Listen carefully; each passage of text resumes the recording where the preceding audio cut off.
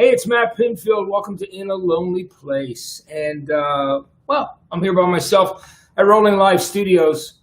You know, we stopped doing the show, of course, in my living room because we got to travel a lot. We're, of course, social distancing and doing the right thing, but I love being able to come here and do it. First of all, I have a bigger screen to look at, and it's been so much fun doing the show. And I invited a friend of mine, someone I've known for a very, very long time, and loved his music and all the contributions he's made to so many other artists that I've loved and been friends with as well. It's kind of interesting. We've this parallel that's gone back for so many years. He's got a great new album out called Hum as well, which is really, really beautiful record. And I'm happy to have him here today. He made it all the way back from Chile, which I know was pretty crazy during this whole pandemic, but he finally made it back to California. So my guest today is Alain Johannes. Alan, what's up, man? How are you? Hey, man, how are you? Good to see you, buddy. It's great to see you too, man. Yeah. I reached out to you when you were still in Chile, and I know that Yep.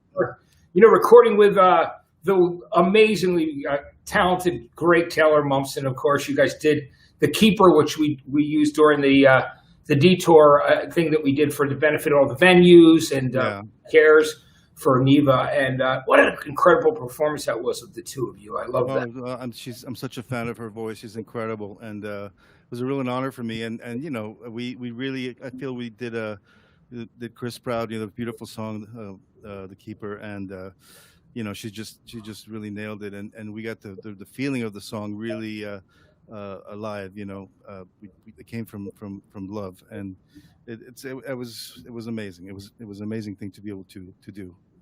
Tell me about coming back home from Chile, because you were stuck there for a while. And, for those people watching, some of them may know. And if they don't know, you're originally, you're from Chile, Yes. And so being back over there, tell me a bit about what you went down there for Lollapalooza, right? Because Lollapalooza was supposed to take place at that time, right? Yes, exactly. I think March 27th, I think, with my trio and a couple of friends like Chris Aedo on vocals and Ignacio on guitar and bass. We were going to do Euphoria Morning in its entirety. And then obviously, like on the 16th, they locked us down.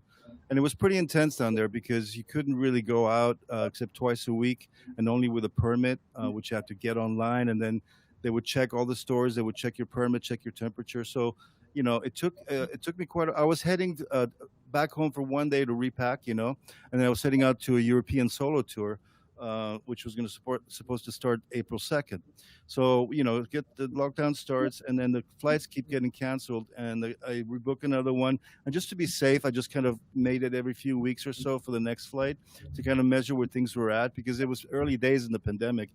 And I'd just come from being ill for almost 2.5 months in bed here in LA with something that was similar to what they described COVID as being. They didn't know what it was. It could have been pneumonia, bronchitis. Antibiotics didn't do anything. They gave me steroids. Finally, it helped. I got up from that illness to make Hum, 12 days, and made my way out, into the world to go and, live and make music and tour. And then next thing you know, I'm sitting in a room just like staring at the wall for like 5 months. What But was that like? yeah. What was that like? Was it a small, did you just have a rented room kind of thing? Was it like a bed and breakfast or just a? Yeah, no, there was eventually an Airbnb. At first I was staying with cousins, and then I got my own Airbnb. You know what? It was a really nice place. It was small, but it was convenient. Just obviously couldn't go out much, and I did have, thankfully, I carry a little portable rig with me, so I was able to do a bit of playing. I have some equipment down that I always keep there for when I go down and play with my trio. That with Cote and Fela Fonseca. I had my, I have guitars and amps and effects, and so I kind of grabbed those. I borrowed a mic, and I made a makeshift mic stand with a music stand and some gaffer. And next thing you know, I had a little setup, so I was able to do a bit of, remote guesting, playing solos on stuff, and obviously, with Taylor and everything. So, it was a pretty amazing. That aspect of it was great. What I didn't count on was the energy being so. It was been so shocking to go from being ill and then wanting to go out into the world after celebrating life again with this album that I just did, to being locked down again for such a long time, and having all that kind of self-reflection, and one would think, oh, look, I got all this time and I can do stuff, but I hit a wall, depression, and and loneliness. Obviously, I couldn't get together with my Chilean family, couldn't get together with my brothers in the band, and um, that kind of stuff. But you adjust, and so being back is pretty amazing because I'm in my studio, my little setup over here, and looking forward to whatever's next. Which is great. I mean, Mm. yeah, that was a crazy time. I mean, I know for a fact.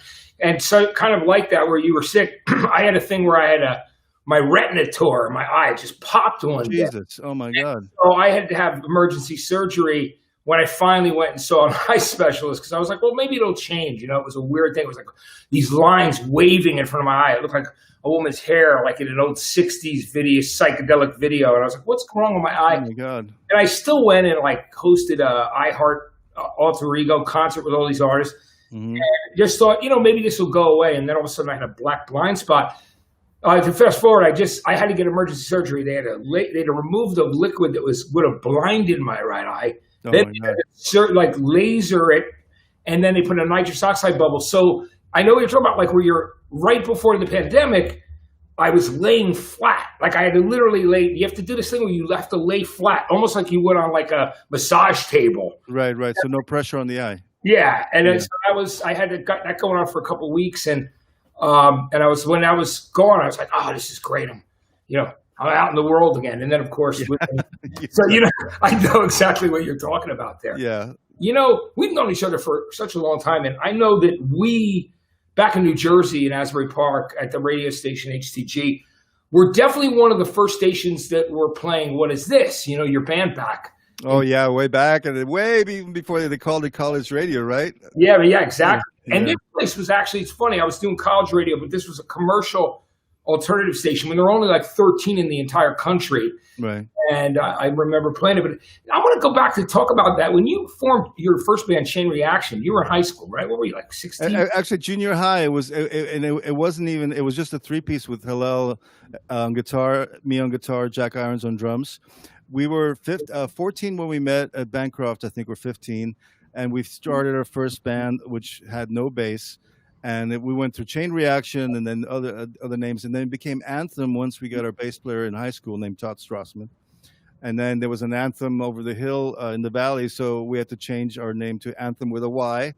And then, Well, did you name it after the Rush song, or was it just like that? Or was it just yeah, I mean, kind of, we listened to Rush as well. I mean, obviously, it was just, somebody just said Anthem, and we went cool, because some of the other names are like, Raven or whatever.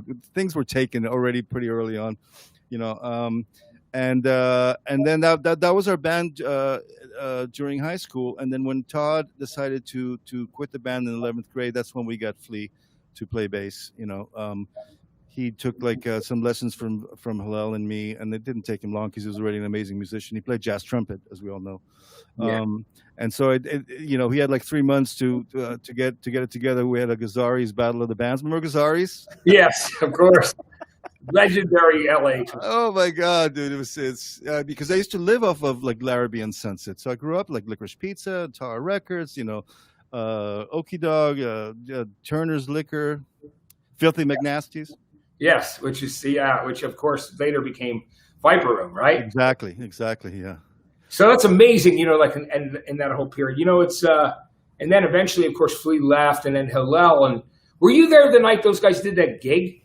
Yes, I was there. The very first one. They were opening for Gary Allen. Gary Allen suggested, you guys come up with something. You got a gig at the Grandia Room. And I was even there for a Donnie Bastone's house for one of the naming of the band sessions, where everyone was looking through, different possibilities for the names. And I remember that the Jelly Roll Morton as Red Hot Chili Peppers coming up in the jazz book. Yeah, it was because, when Flea left, Hillel was so mad. We got a different bass player, a couple of bass players that we had for a second until we got Chris Hutchinson, who was, the final bass player in What Is This? But it was when Flea and Anthony, Hillel and Jack started that, basically came up with 2 or 3 songs, and it was immediately impactful. I remember being there going, uh-oh, this is awesome. It's going to be trouble because, we're sharing members. What's going to happen here, And so we both got record deals in the same kind of period of time. And Hillel and Jack decided to stay with me. That's why Jack Sherman and Cliff, rest in peace, and Cliff Martinez, played on the first record. Then during the second What Is This record, the first one was Dave Jordan and EP. During the Todd Rundgren produced record, Hillel was kind of antsy, and you could tell I was like, oh, this guy wants to go back to the Peppers. And so he left, and went back to the Peppers. And then after Natasha and I had met and she became part of What Is This, Jack left, at which point, it wasn't What Is This anymore, and we wanted to try something new. So Natasha and I formed Walk the Moon. I don't know if you remember that. That was like I do remember Walk the Moon, which yeah. was years later, of course, when that band Walk the Moon came out of the Midwest. Yeah, exactly. 10 years ago, I was like, wow, that was in Natasha's band at one time. Yeah, we were actually on K-Rock. We had a pretty high charting song. I think it was number 2 or something. It was called "Daddy's Coming Home," and the best thing about that is that Frank Zappa saw the video on MTV and asked Weasel, "Find them for me, please. Whenever you see them, I want to meet them." So that's how we became friends with Frank. So that's a little trivia for you. Yeah. Now, working with Todd Rundgren, whose idea was it? Because I love that you guys covered the Spinners, "I'll Be Around," right? Yeah, that was Todd's idea for sure. Yeah, it was a great song. Obviously, those Spinners, "Why Could It Be I'm Falling in Love," all those tracks are great, right? Oh my God! And we were an American Bandstand with that. Do you know that? Oh yeah, my God. I know, which is so cool, right? I mean, that must have been amazing. And when Hillel, it was so sad when Hillel passed. Of course, the last interview he ever did with Anthony for the Chili Peppers around Uplift Mofo Party Plan, they came in RV to my radio station, to that station. That's the last one. Wow, man. Last one, and that he ever did before he passed away, which was, for years I had a friend who had recorded it, and I promised Anthony that I would give him a copy of that interview. He's been wanting it, but I've been having trouble locating my friend because I still want to I want to give it to him. He really wanted it. It was yeah, of course. But it was incredible. So then you've got Walk the Moon. And so you're doing that for a couple of years, right? Yeah, basically we did one record, and we didn't play live. Like believe it or not, you've seen Natasha live many times. She had stage fright at one point, and I used to play so many shows that it was insane. Back in the day in LA, you could play like 100 shows a year because I had a jazz band and I had an improv thing, and I would do like tape loops, Ebo tape loops for a friend that was doing performance art. And I had Dwindle Brothers with Joe Berardi, the drummer of Fibonacci's. There's all these possibilities. And suddenly I just decided not to play any shows and wait for Natasha to get over so I kept trying to book a show. We finally booked Walk the Moon, and it was just the two of us acoustic. Actually, Nels Klein was there, if I remember correctly. Yeah. At Wong's West. And the second, she was like, she couldn't sleep for like months before and so nervous. And then the second she got on stage and hit those keys, that she became this titan. And then I was the one that was all like, oh my God, I'm so exhausted. She was incredible at that point. Anyway, so then we were, Walk the Moon in a sense was, we used drum machines we didn't want to replace Jack or anything. And so we kind of started exploring what was going to be kind of the prototypical, the fertile ground for songwriting for 11, so we started exploring different kinds of things. So the Walk the Moon record had that kind of, What Is This was more like kind of weird, angular, alternative, psychedelic, post, blues, funk, whatever it was. And Walk the Moon was more already like that Beatles, Stevie Wonder, Led Zeppelin weird melange that 11 used to, have, Yes. And so we were in the middle of the second record with David Lord that produced Big Express, and that's when Hillel passed away, and we were stuck in England, and we couldn't get home, and it was going really badly, and we were staying in this. It was one of those summers where there was no sun, totally depressing. And then Jack called that Hillel had passed, and it hit us really hard. So I had a kind of a mini breakdown, and so did Jack. So then he stopped the Peppers, and then like 2 years later, once we got back, or I think even less, the three of us decided, once he did he toured with Joe Strummer, and then we had gotten back together to work on a soundtrack, and we decided to form 11. So that was in 1990, and the first album came out in 91. Yeah. Yeah. I mean, that first record, and all those tracks, Rainbow's End, and I mean, all those were great records. And again, good radio stations played those 11 records back then. Yeah. And there were so many artists that obviously they were becoming successful at that period of time that you were friends with and people loved. Exactly. Like the Soundgarden guys and Pearl Jam guys. I mean, you had these relationships with all of them. I mean, and they were really supportive of you guys back then, Yeah, right? and not only supportive, but I think 11 having any kind of exposure besides diehard radio stations and fans that were literally keeping the music going by because of their passion for it, because it wasn't because they had to play it, because we weren't released overseas, so imagine we're touring with Pearl Jam in Europe or with Soundgarden, and those guys, we met them on tour and then became such amazing friends, and they invited us to open up for them. So that's how 11 got their exposure all those years, with opening up for Soundgarden and Pearl Jam, Yeah. which is an amazing gift, for us. And years later, people say, "Oh, I was at that show. I remember you guys opened up." And then the Soundgarden shows. We did the tours with Tad and 11, the ones with Moby. It was just an incredible, incredible. All the memories and the amazing shows we were doing, and they were so supportive. And I remember the boys sent us a copy of Super Unknown, uh, literally like one of the test pressings before it came out, and we listened to it like probably 6 times in a row, Yeah, it just was so playing. Yeah, great. and just mind blown, because we hadn't been moved like that since we were basically teenagers or kids, Tasha and I, by something so powerful, Yeah. and game changing and just incredible, So very blessed that along with Queen Songs for the Deaf, that we've been had this extended families and friendships where we could be around for these amazing things that were happening. Yeah, it is incredible. And of course, when Soundgarden split up, you and Natasha working with Chris on Hmm. Euphoria Morning, which you were just saying you were going to actually do the whole album in its entirety. And I was Yeah. with you. I did that album release. Remember, we were all in the basement of Electric Lady Studios, and Yes. Yes. you guys performed, and I, interviewed Chris, and then really like the four of us hung out. We spent a lot of time while we were there, and it was great. And I Yeah. love that record. And tell me a bit about Chris reaching out to you and saying, "Hey, I'd really like to work with you," at that period of time. Well, funny because it has a little bit of a. Let's see if I can be succinct here, because it has a little bit of a sideways strip there. He stayed with us after Soundgarden stopped for that first time, and um, 96, a little bit after that, he stayed with us. We had a little tiny setup. We were already in the house that was 11 AD, but we didn't have the proper studio. So we did Sun Shower with whatever gear we had, and we did Ave Maria, Which was with a Christmas album, and of yes, course, soundtrack. yeah, Sound of Great Expectations, yeah. And so we had like a little, like I think we had an 8-track Tascam and maybe one digital interface that we used to sync together. And then well, Chris was staying with he had this finished plan of inviting Al Kafara, the president of A&M, to come hear our music, and we had done some demos. Jack had gone to Pearl Jam, and we got Greg Upchurch, who you met that night, because he was in the Euphoria Morning Band, and he Yeah. was in 11 during Avant Garde Dog period. And Yes. so Chris got Al Kafara to come and listen to our stuff. Al Kafara loved what he heard. He offered us a record deal for $200,000. Natasha, this crazy idea to go, let's go see Al in the office. We went into the office. She sat down, and we sat down together, and she said to Al that, we had the experience necessary to record and produce ourselves, and why not give us the $200,000 instead of finding a producer, engineer, and studios?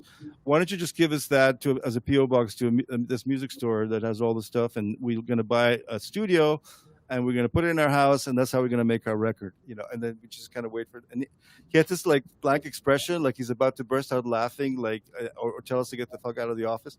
And and suddenly he goes, "Wow, that's crazy. That's never happened before. I love it. Sure, let's do it." So wow, there we go. And that's how we populated, thanks to Chris and Al Cafaro. Next thing you know, we had this amazing gear. That's how we did Avant Garde Dog, and then eventually we did Euphoria Morning. So Yeah. which came out, Avant Garde Dog came out after, because they told us to hold on to it while we were doing the Euphoria Morning tour. So anyway, long story short, then we write with Chris a bunch of tunes. Natasha helps him arrange the stuff. We have all the stuff ready because Daniel Lanois is going to produce the record. So Yeah. we're at the house, and we're doing demos for it. And then suddenly, a few days before it's supposed to start, there's people call and say that he's taking he's canceling all the projects for the moment. Chris is like, "What are we gonna do?" And Natasha didn't miss a beat. She's like, "We're gonna make the record ourselves. We're gonna start tomorrow." And he's like, "Oh, okay." So next thing, 7 months later, the Euphoria Morning was done. We just did it like totally chill, and taking our time and experimenting, and no pressure. Nobody knew it was beautiful time. Yeah, writing Flutter Girl and all those songs. And first, It Can't Change Me, which was our first single, but I was great. And you guys played so well that day. That was a cool thing about doing an album special in Electric Lady Studios, right? Yeah, exactly. An historical place and everything. Yeah, it was really great. It was super great. Now, of course, working with Chris, that friendship, was forever with you guys. And let's talk about some of the other projects that you had worked on throughout this time. With the Queens of the Stone Age one, which is great because I know that you had done stuff before Lullabies and Paralyzed with songs for the deaf. Yes. Obviously, what a friend! I mean, it's a whole group of friends, right? I mean, you got Mark Alain, who you've worked on so many of his records too, like Bubblegum and a bunch of. And tell me about getting involved with Josh and that friendship and working with those guys. Well, you were already friends with Lanigan. I mean, yeah, of course.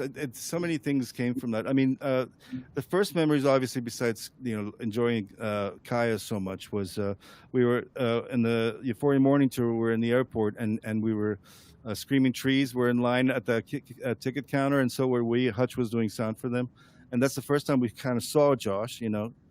Then he saw us at Mike Cameron's wedding because Natasha and I performed Ave Maria at this beautiful service in the church. Oh, that's great. Yeah, and then we ended up A&M got folded in. We waited for A&M was gonna amazing artist friendly kind of place, and they got folded into Interscope. And so I remember Al Kafar, the president, calling us, and we all got drunk together the last day, and a bunch of different artists were there. And then we had to wait for a while. We got basically taken over by Interscope, who just kind of like threw out Avant-Garde Dog in 2000, just like whatever. But the good news is that we got to tour with Queens for the very first Rated R tour in the West Coast. Right. And that's how we met. That's how everybody, Gene was there and Catching and obviously Nick and Josh, and we became amazing friends. And I remember Josh telling us the story that he walked into soundcheck and Natasha and I had these crazy 1800 suits on and like the regalia, looking like vampires and eating like rare hamburgers. It's like 1 o'clock in the afternoon, and going, oh, these guys, okay, this is awesome. And so we just became amazing friends immediately. So he invited me to record the B-sides for Rated R. And then immediately after that, there's a sessions, 7 and 8. So next thing you know, Natasha and I are out there at Rancho and, a hanging tree and making a cross in the Nada and Up in Hell. Goss is singing with Natasha. I meet Mark Lanigan for the first time. This entire world opens up and it extends, this family that Josh has been such a huge part of connecting. Comes to light, and it's just and then obviously on Deaf, like I'm the Mexican DJ, Natasha's the the dominatrix kind of sounding voice, the radio womb, and then I'm playing theremin, she's playing piano. I'm doing ebos. We're just kind of all over, sprinkled throughout the record. That was before even after Nick left for me to join for the Lullabies. Yeah. I remember seeing Nick, at one point, like I was actually on tour with the band and I was in Amsterdam and I'm like going in the tour bus and I see Nick just walking down the street. Nick Oliveri, like, Nick's in Amsterdam. That makes sense. I remember like the first show we played, the Lullaby show, we played like a Stubbs barbecue and we're on the flight there and I suddenly see Nick is on the flight too. I'm like, oh my God, where's he going? And obviously he was going to our very first show. And because we were really close friends, he could only be mad up to a certain point, but obviously it was really hard for him. So imagine my first show. I only had 2 days of rehearsals to learn, all those bass parts and everything. Yeah, from like regular John and if only everything. Like just everything, right? 2 days to Natasha and I joining the band. It's like we're kind of right there at the last minute, and Nick's on the flight, and then he's at the show, and I can see him because at Stubbs is a little backstage to the right that looks like a little like a little passageway, and he's just there, like he's just staring at me, and I'm going. I walk over between songs. I'm like, dude, the bass lines are awesome. Thank you. What can I say? Yeah. At least it didn't kill me. Oh, I love Nick. No, that's cool. You guys are friends through all that. And then, of course, on Lullabies, you did, on the next record, and you did a bunch of different stuff on there as well. Yeah, in the era, I recorded and mixed and then ended up playing a couple of things here and there. But that was a really crazy record. I love that record. It sounds absolutely nuts. but we had a great time doing that. Sorry to interrupt. We were saying, Yeah, no, I thought it was great, and it was really cool. Hey, were you on the? There was that one B side that was a great cover of Elliott Smith's Christian Brothers. Were you on that as well, or? no, I wasn't on that one. Although I'm trying to remember now whether if we actually recorded it at the house or not. That was a B-side later on, right? It wasn't for rated R. Yeah, no, that was a little later. Yeah. Yeah. I'll try to remember, but sometimes, there's I can remember some things, most things, but every once in a while I'm like, okay, I don't know. And no, that's great. And so the next time that you and I ran into each other, of course, was during them Crooked Vultures, because it was Roseland. We were backstage. Oh my God, it's not there anymore, is it? No, it's so sad. I love that band. Oh, dude. Okay, yeah. It really depresses me, that it's gone. But it was a great night, and I remember it was all of us backstage. Of course, Josh, Dave Grohl, John Paul Jones, which is just an amazing guy. It's just sweet, humble genius, humble legend. Yeah, right. He's incredible. It's like it's enough to make you stop in your tracks. It's like he's humble and he's a genius and he's so sweet. And every night I had to pinch myself on being on stage with him. You know what I'm saying? Because you're a Zeppelin fan, obviously. Oh yeah. Again, another multi-instrumentalist like you, somebody who can play a lot of different instruments and play them well. I mean, what a great guy. I remember, he's telling me a story once when he was up visiting me to do an interview at the radio station in New York, and he's like, yeah, he goes, well, my dad couldn't believe, he goes, why are you joining a band? He goes, you're making such a great living being a session guy. Join this band. Well, it worked out pretty well for him anyway, right? Exactly. I know. Yeah, Mo always tells the story how she talked him into going to the audition. Yeah, funny. Yeah, which is incredible. But I love that. That was a great time. People were hoping you guys were going to, make another record at some point. Yeah, I mean, obviously for me, it was such a pleasure and stuff. I mean, I was part of the recording in terms of recording some of the stuff with Josh and recorded 2 or 3 songs together. And then once they asked me to play with them live, and we became this unit. It's always been a little tricky because live, obviously, we were this unit of four people. But very often you see only 3 people in a photo, or people talk about 3 people. And I understand, because I was kind of like almost like how they took the utility guy, but not really, because I was up in front and I was singing and playing. Yeah, you were. Yeah, and they even walked off stage to get told me to play a solo or whatever. I just loved how we grew, but by the last part of the tour, how we had extended and our extemporizations or improvisations, group improvs were so in tune. It was incredible, the chemistry that we were capable of, and I was always hoping that we get to revisit that again. Obviously, every once in a while it comes up again, and I'm just waiting to someone to tell me, because obviously I would love to be a part of another round, and I think it would be really timely.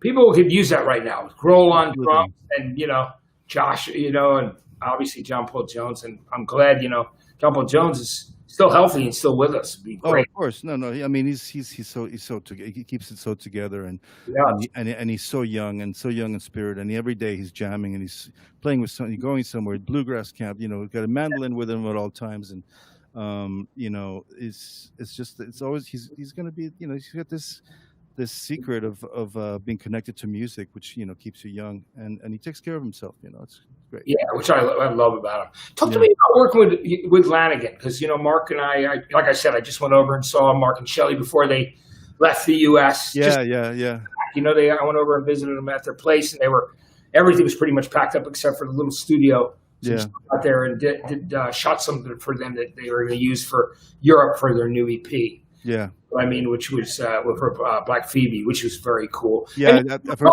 about you.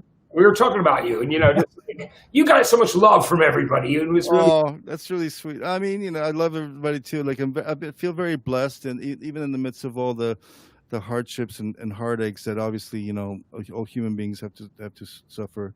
Losing Natasha was mind-boggling, but that broke my heart. And I gotta just tell you, I mean. And I didn't have an opportunity to reach out to you when Natasha passed, but it was really heartbreaking, because I know how in love you were, and just there was this like the two of you, which is crazy connection, beautiful unity, I mean, the thing is that obviously, as you've seen through my solo records, I keep her present with my music, and she's present inside me every time I make music now. She's like, because we did music together so long, and we were almost like two halves of a whole. That even though she's physically not here anymore, that Natasha-ness in the universe is something that I experience daily. And it's like this thing that's already inside me, and so in a way it's I feel blessed, obviously, that I was lucky enough to share like a quarter century with her, but I still feel her present, which is beautiful. Yeah. Anyway, so sorry, get back to that again. She was absolutely lovely. I Thank you. loved that I got to spend time with you guys and Yeah, things yeah, over the absolutely. years. And it was Matt Cameron who actually gave me the news. Speaking of Matt, you sang at his wedding. Yeah, Yeah. yeah, But and then I saw you. One of the last times we ran into each other was at the year anniversary of at Chris Cornell's memorial over at the Hollywood Forever Cemetery. That's the first yeah, time I've seen you in a bit. yeah, But what I wanted to, so it's great working with Mark. It was tell me about working on those records with yeah. Mark. Well, I mean, okay, so imagine the first time I meet him, I walk into Rancho, and Josh goes, "I want you to meet Mark Lanigan," and I turn around and I scan the room, and I don't see anybody. I'm like thinking, "What, is taking the piss or something?" And suddenly I turn, like, no, look again, and this is his half face. There's a door and a half eye. And I hear this, "Hey, bro," you know. Yeah, I'm like, "Oh, okay, hi, pleasure to meet you." Anyway, so we realized pretty early on.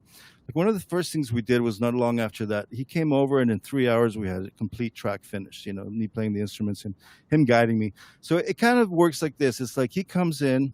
I know that he doesn't like to spend a lot of time in the studio, and he likes to kind of like describe something, whether directly or abstractly, and want it to somehow manifest. So I'm really used to reading him and moving fast, at creating, starting to create. That you record. Okay, first we start with play a bit of organ. They say, "No, okay." Then he goes, "Adjust this and that." It's almost like I'm his instrument, in a way. And we get to the point where he can. It's finally, the song is coming to life, and then he sings it. I record him. We get the vocal together, and then maybe add a couple things, and that's kind of the way it works with a lot of the stuff. Often, like, collaborations at a distance or stuff. It's like, it's just kind of become so many albums now, and I'm always ready to kind of like spin in place and make it sudden left turn wherever suddenly he decides. So each album, I mean, we've obviously incorporated electronics and a lot of his love for 80s and 70s electronica and stuff, and that really expanded my palette as well. I mean, obviously, I'd listened to a lot of the stuff, but in terms of the technical aspects of, using old synths and drum machines and how to program them and how to play them and how to make them sound good and how to use them in arrangements, and obviously my synth collection grew. yeah, Plus, he has his own, and so it's been incredible.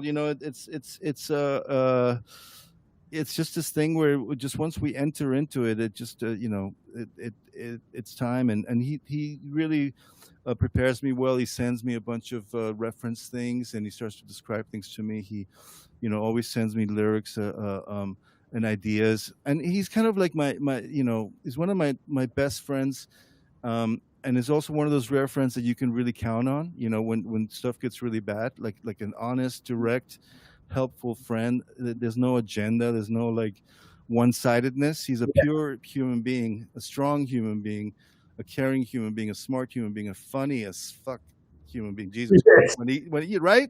Yeah, Most people don't realize he's one of the funniest people on this planet. he is, and he's just. You're right about that thing about Mark, man. He's got just a beautiful soul, and he is a real friend, and he's really straight up about things, and that's what Exactly. I like. I count on him. I send him, things in progress. I send him lyrics in progress. When I was making Hum, he was the only person that was hearing the dailies. Yeah, He was really encouraging and helpful and supportive, and we kind of count on each other to be there, to listen, to have an opinion, or to kind of like shoulder someone to lean on, which is really, really, a special thing to have, and especially in an artist that you admire so much. I mean, that's the thing. It's I have to kind of take the fan boy out of my head when I'm working with him. Otherwise, that would be impossible to move. Because the second he starts to sing, Yeah, it's over for me. You know, it's like no matter what, I have to keep it together and like make sure the levels are good and yeah. and have any suggestions or whatever. Keep it together as I'm producer. But really, I'm just listening to his voice and I'm melting. You know, so Yeah, I mean, it's great too because I mean, he's just so loved. Both of you guys have a great overseas, like you know what I mean. I mean, over in Europe, you guys have there's a lot of love for you guys over there, which is yeah, it's a you know, beautiful thing. it's just got to be you know, like I know when he was talking to me, it's like all the touring that was set up and ready to go at that period of time, and obviously everybody would you know with the pandemic not being able to go out. Yeah, I know. I was even gonna, he was at the festival in Belgium. He was curating. I was playing that, and we were gonna do Bubblegum in its entirety. You know, I was Yeah, gonna play with him.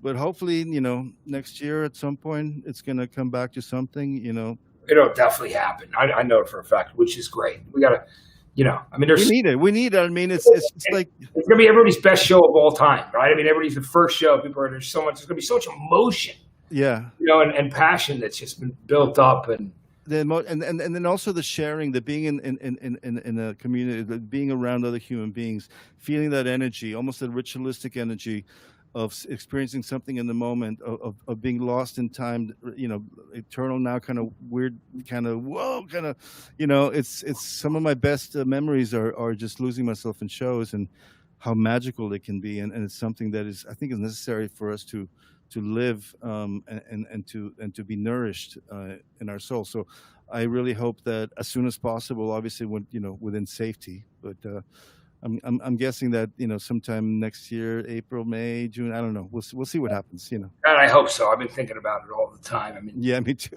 next to those live shows. Talk about working with Polly Jean, PJ Harvey, because Yeah. you've done some great stuff with her too, and she's an amazing woman. Oh, incredible. Yeah, talk to me about your experience of working with her. Well, imagine like when the first in the early '90s when the first album started to come out. Sometimes I have a feeling about somebody. Not only do I love their music, but I also have this feeling I meet them eventually, like we're destined to meet, kind of thing. And so when Josh said to me, pardon me, for Desert Sessions 9 and 10, like we get back to the desert, and invited Twiggy Ramirez, Jordy White, invited Dean Ween, and PJ Harvey's going to be there. I'm like, oh my god! Yeah. So he picks me up. He's got his car full of gear. Polly's in the front seat with him, and then she scoots over, and then I'm sitting next to them, and I meet her for the first time, and we chat the whole time. And obviously we didn't, crawl home, and I was there when her and Goss there when there would be a better time. Make it with you, all that stuff. That was an incredible beginning. So then, she moved to LA, and Natasha, Polly, and I became, just almost inseparable. We saw each other all the time, hung out all the time, and she was part of the Natasha tribute show at the Henry Fonda. Yeah. She came down and performed for that. That was really special and really magical. And we've just been amazing friends throughout the years, and very similar to Mark. Always kind of like sending each other stuff, and then she invited me to be part of this Hope 6 demolition project. And that was so incredible because I get there. And it's a setup in a, flood setup, this rectangular room in the basement of Somerset House. And it's people going to be watching us record, but we can't see them. And it's just, John Parrish and Ken Rowe and Terry Edwards and Mike Smith and Enrico and Alessandro, Gabrielli and Stefana. Who am I missing? Jean-Marc Bouty, Mick Harvey, of course. And James Johnston, become friends for life with these people, and that band. I don't know if did you got to see that show? Of course. Oh, I did. Yeah, absolutely. Yeah. Did you see the one in LA as well as the one in New York? No, just the New York one because I interviewed. That's right. We did Roseland, right? Yeah. Yeah. That was great. And it was cool seeing So did you remember that the feeling of that band? It was so unusual because it was so fragile, yet strong. Yeah. And it was a little bit theatrical, but it still had this kind of spontaneity to it. Yeah. And I love her. Yeah.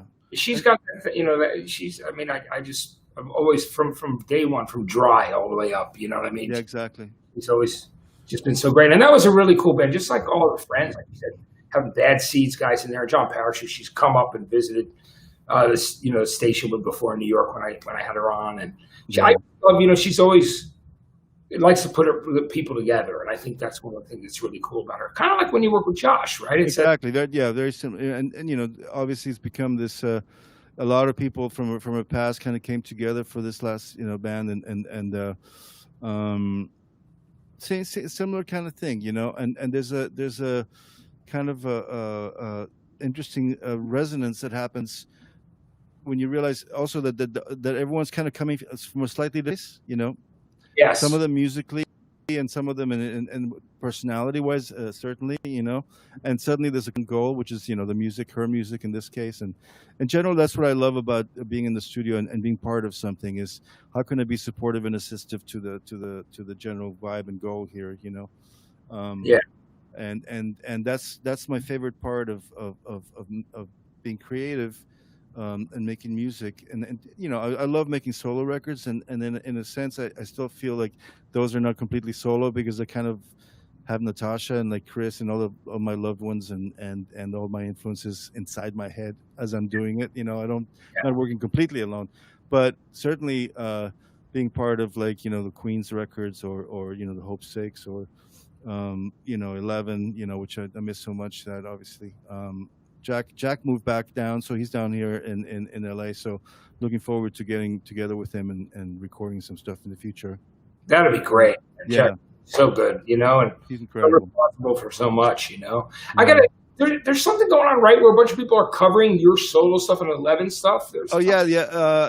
It's Bienvenidos a los Noventas. Welcome to the '90s. It's like this blog and from Spain, and they secretly organized this, and I think it came out today of a podcast, and all these bands from Spain, and I think an Argentinian one from Canary Islands, covered different songs from. I haven't heard them all yet. I downloaded the app now to listen to it, but it was a total surprise. Suddenly, like, the last couple of days, it appeared, like, tag me on this. I'm like, whoa! And there's some really crazy, like, versions, like, interesting. From all you could hear is like 15 seconds of each song, but there's like a spider that's played in a kind of a post-punky, poppy kind of way, and there's all interesting stuff. Kind of a grungy version of a couple of the other tunes. So I'm looking forward to hearing that, and it's obviously a huge honor for me to know that, that my music and the music that I've been involved in with 11 and Des Sessions has reached out in such a way that it inspires people to do a tribute, all over the world. yeah, exactly. And it's an incredible thing, and totally humbled, Yeah, amazing. And yeah. I wanted to talk to you. We're gonna before we talk about home. I want to talk to you about some of your favorite albums of all time, because and the albums that have been really seminal in your life and things that you love. And I always ask people to pick 7, just to just sound like a good number. Yeah, exactly. I mean, obviously, like if we were really going to go for all of them, but Yeah. but what was good about that, the picking 7, is that it made it extremely distilled into what the really super super super influential ones were. And sometimes it's not necessarily that they were musically 100% that, but something about an attitude, something about a relation in your growth as a musician. Yeah. So should I start? We start with the Beatles' White Album, which Yeah. which is such a great record. I mean, that's a dud. That's a lot of people are like, yeah, well, duh. But I mean, it's interesting that people have always said, oddly enough, it's called the first album called the Beatles, but it's actually like 4 guys doing solo. It's like 4 Yeah. guys almost, because where they were at personally at that period of time. Yeah, and it's extremely experimental. And I was extremely Beatle aware when in the '60s, born in '62. So I was making my mom buy me the singles as they came out. So when I was living in Mexico City at the time, I must have been 8 or 9, when my mom's neighbor, buddy, hipster music collection, everything stuff, brought over the White Album on vinyl. And and I just like an entire summer, I just absorbed this thing, and it woke up all kinds of things. My love for any classical music came from just hearing George and getting deeper into where George was coming from with a lot of his Carnatic influences, Ravi Shankar, the kind of the production on it, the sounds on it, the creativity involved in making this record. Obviously they're extremely experimental, I don't know. I'm not sure whether they were partying a lot or psychedelics or whatever was happening, but it has this kind of like sense of like inevitability and creativity and first time a lot of things were being done or played like almost like templates for things to come, you know. Yeah. So the Beatles, the White Album for me is the quintessential early imprint. Okay, you know, I was already playing guitar since I was four, you know, a few chords, and that was a record that just completely made me imagine that I would love to be part of something like that or have that in my life. Yeah. It's amazing. It's a great record. The next one you picked, I found really interesting too. It was the Jesus Christ Superstar soundtrack album Yes, yes, with, Murray Head and, yeah, Yvonne Rubin, yeah. Ted Neely, Carl yes. Anderson. Yeah. And it was Yeah, amazing. Obviously a brilliantly written record. And Murray Head, that was him. He had like three hits in his life. Like Superstar was a huge hit here in America. yeah, At that yeah. 1960. And then years later in the 80s, he had One Night in Bangkok or something. And then, Right. a 60s hit years before that. But I mean, Yeah, it's very, didn't Yvonne Elliman have like the morning after for the what that ship disaster movie or something?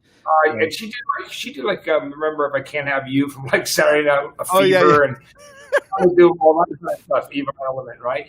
yeah, But she did I Don't Know How to Love Him and all that on this record. And yeah, I mean, at that period of time, Jesus Christ Superstar was such a big deal when you and I were young kids. Remember yeah. how Yeah, I it mean, was? I was living in Mexico, and I remember my friend's father like had a owned a cinema, and we were trying to go see it. That's how my access was to listen to it very often until I got the vinyl. And there were people picketing back then. Obviously, it would have been like what 71, 72. Um, He was really and upset about it. yeah, Yeah, and but I mean, for me, it was like something. Maybe it has to do with like a lot of the harmonic tension and release that Andrew Lloyd Webber has a lot of Prokofiev influence and a lot of the Russian school like Shostakovich and whatever major yeah, minor tension release stuff. You know, da, da, da, da, da, you know all that stuff that happens and I learned I only want to say if there is a way, you know, on guitar, and I took that, just I played it and people were like, oh my god, phonetically, of course, you know, I was just like, I want to say. Um, and I remember just Carl Anderson's voice and Ted Neely's voice, and it just had this the texture, the performances on this, and the songwriting on this, because they had over. It was almost going to be like pre-11 because Natasha had an extreme classical vibe that she came from, and the writing on this has definitely some of that inside it, even though it just can be considered pop or rock in some ways. You know, like that overture is insane. You know, yeah, you know, don't stand, yeah. don't look at it. Anyway, all that stuff. I mean, when it just got together, I think a week into it, I sang her the thing from beginning to end. I said, "You want to hear something? I'll sing you all of Jesus Christ Superstar now." From That's beginning to end, every song and mocking all the orchestra stuff. She laughed for like a long time. when it finally became available on VHS. Did you buy it right away? Did you like Yes. have Oh yes, yes. And And I still have the D somewhere too. You know, yeah, it's it's pretty when you amazing if you see it now. It's still, you know. yeah. I watched it with one of my ex girlfriends who loved it. Few like 5 years ago, I remember she Right. said, "We gotta watch Jesus Christ Superstar." So it's the first time I'd seen it in years, which was cool. It's It was pretty edgy, you know, that sensibility of the time. You know, the sets aren't really there. yeah. It's Yeah, for its time. It's amazing. Now it's yeah, funny because now these first three albums that you picked are all doubles, right? So the next one is Physical Graffiti, of course. Which is yeah. the sixth studio album from Zeppelin. And there's a lot of stuff to choose from there. I'm sure you've walked down St. Mark's Place where the cover was shot, right? I mean, at some point or another, Yeah, I like I have. said, I have. Yeah, I mean, the building. You know what I mean? It's like, it's crazy. It's a real, yeah. And I remember how you could lift the you know, people that don't have the vinyl don't know this. You can lift the stuff and change the images. And, yes, that um, was cool. To do those die cut sleeves like that. Yeah, yeah, I mean, imagine just the artwork. I mean, that. I mean, I love Zeppelin and I loved all the albums, but for some reason, Physical Graffiti, it always sounds like you know them in a room or in a castle or where manor or whatever. This it has this chemistry. It has this kind of uh, John Bonham's feel on this, and just the atmosphere of like you know that for me that became kind of like the blueprint for a live recording, a live issue. There's a couple of dubs you hear here and there, but the meat and potatoes is all like recorded at the same time. It's just a genius record, and from down, straight away, like I used to put it on and just like that was my party record. That's there because it has groove, it has this amazing. Obviously, he's rocking, and it's got with John Paul Jones and all the kind of mystical arrangements with trons and the cool synths and the clav. Yeah, it was really cool. There's so much great stuff, and even though some of the stuff was like things they had half written, maybe around House of the Holy or Zeppelin 4, they ended up Right. bringing a lot of stuff up. And you're right; it does sound like they're in a room together. If you listen to like "Sick Again," and it just almost sounds like at the end of the album, and it almost sounds like there's a little bit of a mistake, which makes it really cool. Like you know what I mean? Exactly. There's about that feel, which is so great. And of course, I don't, people always, like some people were like, oh, they stole all this blue stuff, but they made it their own. I mean, Yeah. look, in my time of dying, Blind Willie Johnson, the original Jesus Make Up My Dying Bed, but it's Yeah. still, they took it and made it, it's an adaptation. That's how I've always looked at Yeah, the way. absolutely. I mean, I'm not mad at them for that. I mean, obviously, I love Blind Willie Johnson and Bird Yanch, the original Blackwater Side, and all that stuff is Or Memphis Mini, doing When the Levee Breaks. But I mean, that's like they just took the frame, a little bit of a blueprint and made it all their own. Obviously, there's exactly. I am glad they finally got Jake Holmes his money though for Dazed and Confused. You know what I mean? Right? Yeah, they did. Okay. Yeah. He definitely did. Even though but a lot of people don't realize that guy who wrote Dazed and Confused, Jake Holmes, which they eventually, like I said, added his name to the writing. He made most of his money writing jingles, years later. So even he wasn't like poor. He wrote "Be All You Can Be" for the Army, and he wrote Oh, wow. "Be a Pepper." I'm a Dr. Pepper thing. He wrote those jingles. Oh, So well, those are good. Those are pretty big ones. Yeah. yeah, exactly. So he did okay, but I'm glad he finally. I guess when they did the lawsuit, they finally he wrote a letter to Jimmy Page, and that Jimmy, of course, never probably got, and said, hey man, I think you borrowed my song, and then eventually, but everything's cool. It all worked out. Yeah. The next record you pick is great, Stevie Wonder, "Music of My Mind." It's the start of this run of four great albums for me. Like, it's my favorite albums that he did at that period of time because he just re-signed with Motown. He got complete artistic control. So no more Berry Gordy right over him. He got to do what he wanted to do.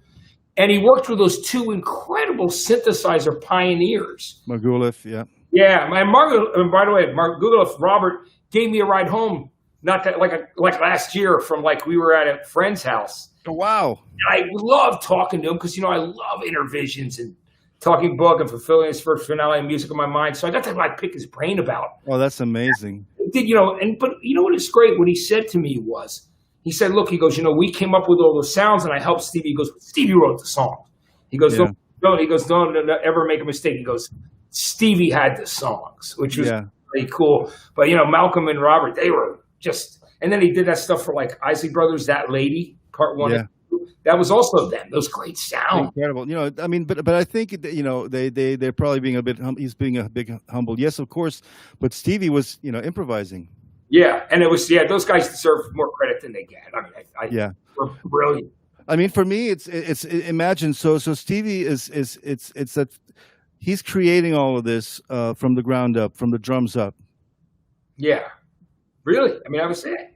Yeah, and then adding stuff, and then if you listen to the Moog bass lines, they're fluid. He's improvising them, so everything is constantly moving. It's not blocky, it's not repetitious. It's and so has this living flow to it all through his genius, And so for my solo records, it's a huge inspiration for me.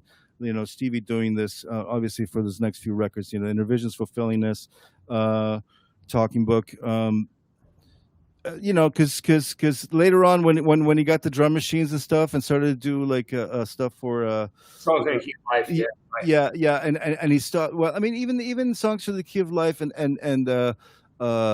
Secret Life of Plants, which has some really interesting things as well, the beatboxes and stuff. but a little bit later on when he stopped playing drums, basically, right? Is Yeah. when, yeah, Yeah, it was kind of like at that point. It was, but there was that great run, right? You know what I mean? Those records were incredible, yeah. so good. Still love them, you know what I mean? And I'm glad that you love that record as well. Now, have you ever? Now, of the last bands that we saw so far, I mean, did you ever get to see Zeppelin play live? I didn't. I did not. I did not. I mean, I think I had a chance. I forgot why it didn't happen, but I didn't. But Stevie, ever see him, or was it mostly stuff? Yeah, I mean, I saw him kind of as part of a celebration thing, and I wish I could have seen. That's but obviously every time I can see on TV or footage, but an actual full live show, I would have loved to have seen some of the '70s ones. Yeah, same here. I wish I could have had. Yeah, no, I didn't. I'd like to go back in time for. The next album you pick is one of the greatest albums of all time, obviously, too. From that towards the end of '75, recorded, and it was big in 1976, and it was A Night at the Opera, the fourth Queen album. Yeah, It is absolutely brilliant. And I'll just finish by saying I was very blessed to see Queen do that album at the Beacon Theater in New York City. I mean, I got to go when my older brother took me to that show, and I was, because you and I are like born within months of each other. So yeah, exactly. I got to go, and that was a life-changing show to see Queen do the first four albums, like Sheer Heart Attack and the Queen 2 and Night at the Opera. I mean, it was like, that's when they were rocking. I mean, they were amazing. And it was just so beautiful. It was such an incredible thing. Tell me why this album is important to you. Well, I was already kind of listening to Queen a little tiny bit, but I'd heard a couple of tunes on the radio. But when Night at the Opera came out, it was I think it was Midnight Special. Yeah. I want to say that had the is this the first video and stuff, and waited for it like it was a Friday night, because Saturday night was Don Kirshner. And waited up for it, and then it just came on, and then I just had to have the record. And then I got confused because Queen 2 has the same image in the cover. I was like, is this the record? No, it's the other one. Yeah. I got Night at the Opera, and of course, it changed me forever in terms of guitar playing, because Brian May's tones, that exquisite tone and the phrasing, never mind, obviously the band and the songs and Freddie and everything. I got to see them live in the '70s. I got to see them at the Forum a couple of times. I think I saw the tour, definitely News of the World, if not Day at the Races. No, Day at the Races was the first one, '77, I think it was. He played with Thin Lizzy opening. Yeah. Yes. And then I saw them again at the Forum a couple of times, and I got to see them like 3 or 4 times before the '80s. But the thing is that sonically, again, for me it works together. It's the songs, the production, Brian May's tones, the way that his solos, when they enter, they just take over the world. It's like he's like a lead singer or a bridge that comes in with this beautiful second melodic motif appears, and so that was huge inspiration for me. I mean, guitaristically, obviously I'd already been playing for a while, and just to get just to teach me about phrasing, and then it made me want to search out different ways of phrase on the guitar, so that it's a little more vocal, a little more that's what started listening to a lot of Indian classical for that reason too, different kinds of phrasing. So yeah, huge for me. That's great. Now, the next one you pick as an album, I remember, I guess you and I were probably around the time this came out. You and I were probably like 17, 18. Yeah. It was David Byrne and Brian Eno together doing My Life in the Bush of Ghosts. And I remember when this record came out, buying it, because, I mean, I think it came out around a little bit after Fear of Music, in between maybe that and Remain in Light. But I'm guessing. Exactly. Trying to remember that. But I just remember what I loved on that record was when they sampled the Preacher going, "Help me, somebody." Yeah. I know. It was so great. That was, oh my God. Played that in college radio. Tell me about why you love this record, because what two geniuses together on this. I mean, imagine like as you remember, this became the record to play when you were hanging out at the parties. Like it was danceable. It was intellectual. Yeah, it was. And it just had that kind of feeling of like the genius of it, the pulse, the kind of avant-garde aspect of it too, the sonics, the textures, the pre-recorded stuff, like almost like pre-sampling kind of stuff, that it just felt so new to me. It's just, obviously there'd been some stuff, but Holjusuka and then the people that have been doing stuff, but it just had this kind of openness to it. And obviously then Remain in Light came out a little bit after, right? I think what, Yeah, right. yeah. Exactly. And Adrian Belew just tearing everyone's guitar mind in half. But yeah, that was still, to this day, I can listen to it. I listened to it actually not too long ago on a drive back from Santa Barbara, and it just struck me how, after not listening to it for 20 years, how much it's a part of me still, how much it's a part of so many different musics, or you can kind of feel it inside other people's music because it inspired them as well. It really did. And when it came out, I mean, obviously, Brian Eno had, he'd done stuff like, with No Pussyfooting with Robert Fripp and Yeah. Harold Budd and all the other stuff. And of course, his great solo stuff after Roxy music. But man, there was something about these two together that was really special on that record, right? I mean, I love that. Yeah, and I just realized that they did another one not too long ago, or 10 years ago, and I don't think I've ever heard it. Have you heard it? Yeah, I have heard a couple tracks off of it. Okay, I'm going to investigate that because Yeah. they had a good chemistry. Yeah, they really did. It's great. Now it's cool. The next record, the seventh one you pick is, I thought when I saw that you picked Fred Frith, I thought about having these records, on Ralph Records, the Residence label, I know. back in the day, and there was just so much cool, crazy stuff that was on that record label, like Tuxedo Moon, you know what I mean? And but this record was really cool, and I think this was his second solo record, other than the Art Bears and some of the other stuff that he did. Yeah, besides the solos and stuff like that, and then Massacre came right after this with Bill Maher. Fred Maher and Bill Laswell, and I got to see them at the Whiskey of all places. Well, this record is very interesting because it really became a big part of me exploring. Obviously, there's a lot of folk stuff happening, but more in the sense of like Celtic and Baltic, and like reedy clarinets and weird time signatures and weird fuzz noises and dissonance and consonants. And like this, it's the kind of stuff you almost put on when you want people to leave your house at the end of the night. Yeah, it's like, can you please leave? I want you to go. You put this on and like, but Fred is such a genius, and I've seen him live many times, and there's a whimsical aspect to his pure improvisation. It's some people look at it as pure noise sometimes, but it's compositionally so strong. And this record still to this day has a lot of beautiful moments. It's like a total journey, and it's got the kind of this 4-track recording, kind of just microphones and not a lot of stuff, but this amazing playing.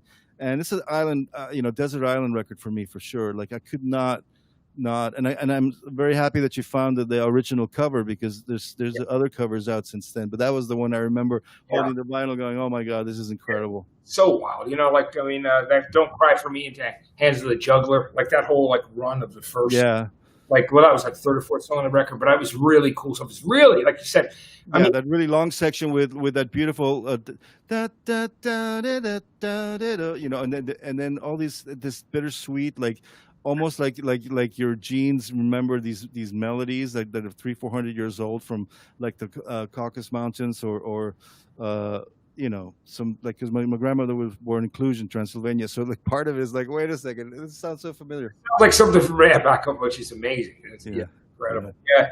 He the avant-garde stuff that was coming out through, like I said, Ralph Records, and even all the no wave stuff that was going on, and Lounge Lizards. Did you like that kind of stuff too? That was I love the Lounge Lizards, and I got to meet John Lurie through Flea once.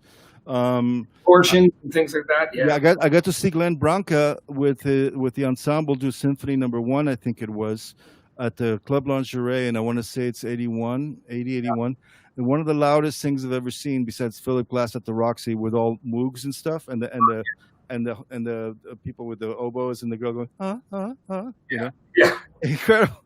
I got to see some incredible things at the, living right there, the Roxy, and like, obviously the Branca at the Lingerie, and then obviously a lot of stuff came from that, but that was really, really powerful, having like 13, 14 jazz masters through Fender Twins, all in alternate microtonal tunings, Yeah. making the entire room start to oscillate and vibrate, and you feel it through your entire body. And I remember after the show, like walking out, and my friends like, Yeah. I was like, that's just. Your ears are just like completely sizzling at that period of time, right? Yeah. Yeah. God, Philip Glass is great too. I mean, his studio in New York City, Looking Glass Studios, is really. You've been there? Oh my God, it's amazing. Bowie when he was working on Heathen. Oh, that's right. Really cool. That was a great experience. And it was right down there, like right north of Chinatown. You know what I mean? That area, Canal and Broadway. But yeah, I want to just say how much I love doing this with you today. Let's talk about the final thing I want to talk about is the new record, Hum. Now, I love that, it's Mike Patton's label, right? Yes. Ipecac, right? Which is, some people pronounce it Ipecac, or Ipecac. There's different ways to pronounce it. It's like that root kind of, what it's named after, the record label. But I love that. Was Mike the guy who did they sign you directly? Was he like a big fan? Obviously, yeah. Well, I mean, they put out Spark back in 2010, and so we've always had this connection, this relationship, and so Fragments, my second solo record, I wanted them to put it up, but they were already it was too late. They were busy for the year, and then I reached out to them for this, and obviously Mike and I had collaborated on a Connie Converse song for a John Zorn compilation, yeah. And then he sang on Luna Sol, my Alain Johannes trio with Cote and Fela Fonseca. We put out a single in Spanish, and he sang with me on that. And so I just reached out to them already, and they put out the trio, and told them I wanted to the trio record was going to take a second to finish, and it's still in the works as soon as we can. But I wanted to basically, I felt it was time to do a solo record, and they had to be patient because that was last year, and then I hit a kind of a wall, like it'd been like. We did a tribute for Chris at the Forum, and I just kind of hit a wall with depression. Like him passing brought up a lot of stuff, depression and little bit of health things. And so I went to Europe on tour, and then I got back and immediately in November and immediately got sick, and then got up from bed and made this record, and then headed to Chile. So they were so supportive and so happy to receive it. And Mike has texted me a bunch of times.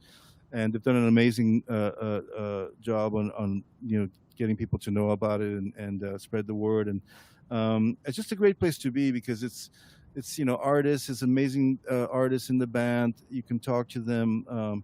It's everyone's trying to make the best music possible and bring it to people. It just feels great. And it's and they're, like I said, they're a cool label. I'm so glad that they did it. You know what I mean? Me too. I just think that they're great, and I got to say, I love the way the album opens. And it's just there's so much beautiful, like the different guitar things you're doing with the guitar on it, like Mermaid Scream, and that's actually a Portuguese guitar. I don't know if you've ever heard of Carlos Paredes. He's like a fado, considered fado, but it's a crazy looking instrument. It's got 12 strings and it's curved, and so cool. It's got a beautiful sound to it. And then it's almost like a harpsichord or something, It's very. It's a trip, yeah. And Free's a great song too. I mean, you put that out as a single too, which was cool. Mm-hmm. Thank you. I want to tell people to make sure that they go and check out the new record. It's called Hum. And Alan, I hope I get to see you and hang with you sometime in the near future. I hope it's not that long. Yeah, me too, man. Well, we're both here now, and so as soon as we can, let's hang. I'd love to hang and chat music and history because we both have experienced so much at the same time. You know what I mean? We really have. You know what I mean? It's great. We had so many mutual friends. I mean, obviously we were all devastated by our loss of Chris. Yeah. That was, as well. But I got to say that he'd be really happy that we were doing the show together right now and talking about all this music. You know what I mean? Right? Yes, absolutely. Oh, man. And I love it. But I want to tell people they got to check out the new record. And thanks for doing this. It was cool going through some of your favorite records with you as well. Thank you. I really enjoyed it, man. Thanks for having me, man. It was awesome. Yeah, Alan, we'll do it again soon. Absolutely. I can't wait. You got it. Thanks so much for doing it today, Alan. It was a pleasure. Thank you. Everybody, I want to once again mention to you, if you haven't checked out, no matter how you get music, first of all, it's out on vinyl. I have the album on vinyl. I picked it up. But it's also streaming wherever you stream music, however you consume and enjoy music. I like to use the word enjoy music better than consume music, although we consume it because it's something that we love. But no matter how you enjoy your music, check out Alain's new record, and it is called Hum. I just want to thank you so much for watching today. This is In a Lonely Place. I'm Matt Pinfield, and I've had such a great time. Make music the center of your day, the center of your life. That and your loved ones will get you through anything. That's for sure. Thanks so much for watching. I'll be back with you very soon.